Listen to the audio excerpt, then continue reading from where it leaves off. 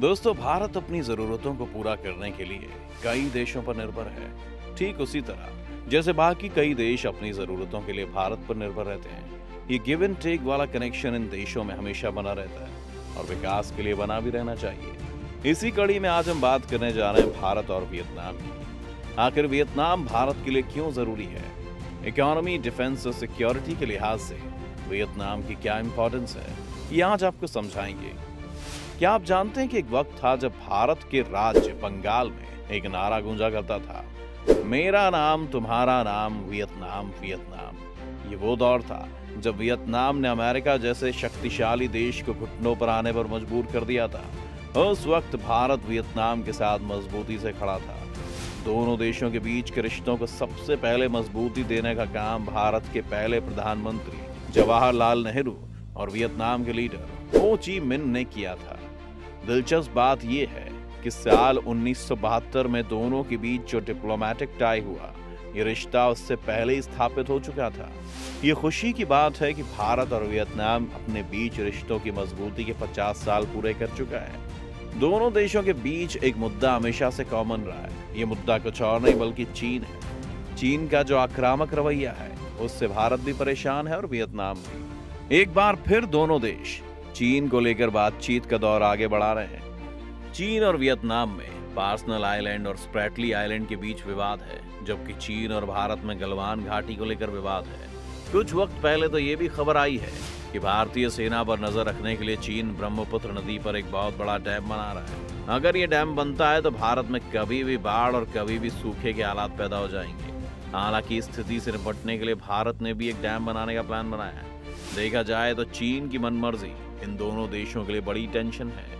ऐसे में भारत और वियतनाम के बीच का प्राइमरी टॉपिक चीन ही रहता है। हाल ही में रक्षा मंत्री राजनाथ सिंह के वियतनाम दौरे के दौरान दोनों देशों ने joint vision statement of the India Vietnam defence partnership towards 2030 पर साइन किए थे। 50 सालों में दोनों देशों के बीच ऐसा एग्रीमेंट पहली बार हुआ, जिसके मुताबिक दोनों देश एक दूसरे की आर्मी फैसिलिटीज का इस्तेमाल कर सकते हैं। जाहिर है कि चीन के नापाक मंसूबों को ध्यान में रखते हुए फैसला लिया गया है। साल 2014 में जब वियतनाम के पीएम भारत आए थे तो दोनों देशों के बीच की मिलिट्री को लेकर एक समझौता हुआ था।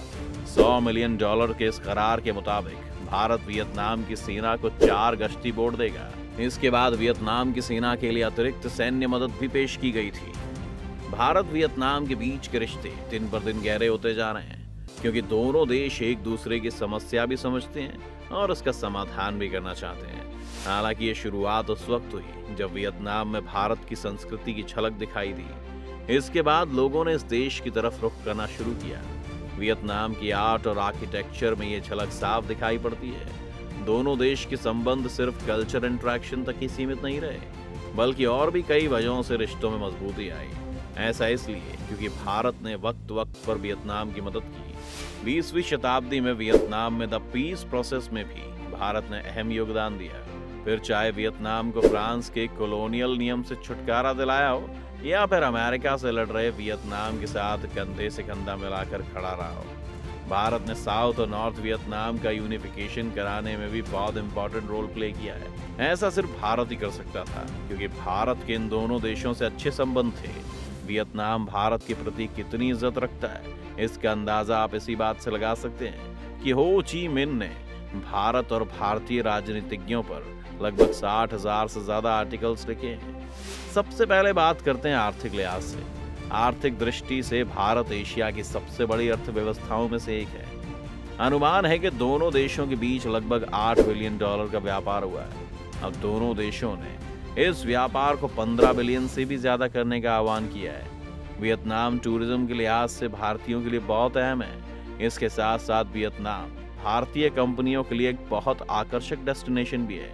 यहाँ पर भारत के तकरीबन $1 बिलियन की 68 परियोजनाएं चल रही हैं, जिन्हें दिन पर दिन बढ़ाया जा रहा है। इसके अलावा भारतीय बाजारों में वियतनाम की कई कंपनियां अपनी उपस्थिति दर्ज करा रही हैं। भारत में वियतनाम का निवेश कई $बिलियन का है। भारत वियतनाम के टॉप 10 व्यापारी साझेदारों में से एक है। वियतनाम भारत के व्यापारिक साझेदारों में 28वें पायदान पर है। साल 2020 तक के आंकड़ों की माने तो भारत ने वियतनाम में 111 प्रोजेक्ट में निवेश कर रखा है। इसमें लगभग $530 मिलियन लगा हुआ है। इंडियन कंपनियों ने तेल और गैस, खनिज उत्खनन, चीनी फैक्ट्री, एग्रोकेमिकल, IT सहित तमाम क्षेत्रों में निवेश कर रखा है। आपको जानकर हैरानी होगी कि टाटा ग्रुप की सॉकट्रॉन्ग प्रांत में $2.1 बिलियन का थर्मल पावर प्लांट प्रोजेक्ट दिया गया है। दूसरी तरफ वियतनाम ने भी भारत की 3 परियोजनाओं में लगभग $26 मिलियन का निवेश किया है। इसमें ONGC, NIVL, नोगोन कॉफी, टेक महिंद्रा, CCL शामिल हैं। क्या आप जानते हैं कि वियतनाम भारत पर इतना भरोसा करता है कि उसने भारत को दक्षिण चीन सागर में तेल और गैस के दोहन के लिए निवेश करने का पूरा अधिकार दे रखा है। वियतनाम का मानना है कि भारत जिस समुद्री इलाके में गैस का दोहन कर रहा है वो वियतनाम के क्षेत्र में आता है। हाँ, वो बात अलग है कि चीन इस पर भी अपना दावा ठोकता है और भारत को आंख दिखाता है। खैर, अब आपको बताते हैं कि वियतनाम भारत का कैसे अहम सामरिक हिस्सेदार है। प्रधानमंत्री नरेंद्र मोदी की लीडरशिप में भारत की ईस्ट पॉलिसी में वियतनाम अहम सामरिक हिस्सेदार है। PM मोदी ने जो वियतनाम का दौरा किया था उसका मकसद व्यापार, डिफेंस और सिक्योरिटी समेत तमाम द्विपक्षीय संबंधों को और मजबूत करना है। ASEAN में भारत के लिए मौजूदा कोऑर्डिनेटर देश अगर कोई है तो वो वियतनाम ही है। ये एक और प्रमुख कारण है दोनों देशों के बीच मजबूत रिश्ता होने का। कुछ वक्त पहले ही भारत और वियतनाम ने डिजिटल मीडिया के क्षेत्र में सहयोग करने के लिए LOI पर साइन किए, जिसमें दोनों देशों के बीच साझेदारी को और मजबूत करने का रास्ता साफ हुआ। अनुराग ठाकुर ने इस करार को लेकर कहा था कि भारत और वियतनाम के बीच संबंधों में गर्मजोशी ठाकुर के आवास पर दोनों मंत्रियों के बीच सौहार्दपूर्ण चर्चा में दिखाई दी। आपको बताते चलें कि East Asia summit, ASEAN region forum, ASEAN defence ministers meeting plus और मेकोंग गंगा कोऑपरेशन यानी MCG जैसे मल्टीलेटरल मैकेनिज्म में दोनों देश एक दूसरे का साथ देते हुए नजर आते हैं। साल 2007 में भी दोनों देशों के बीच एक एग्रीमेंट साइन किया गया था। साल 2014 आते आते भारत की look east policy act east policy में तब्दील हो चुकी थी। इसका भारत को काफी फायदा हुआ। चलिए अब बात करते हैं उस चीन की जिसने भारत और वियतनाम दोनों से पंगे ले रखे हैं। चीन के दुश्मन माने जाने वाले वियतनाम से भारत ने एक ऐसा ऐतिहासिक सैन्य समझौता किया है जिसे चीन के लिए सबसे बड़ा झटका माना जा रहा है। दरअसल भारत और वियतनाम की सरकारों ने अपने सशस्त्र बलों के लिए आपस में रसद समर्थन पर समझौता किया है।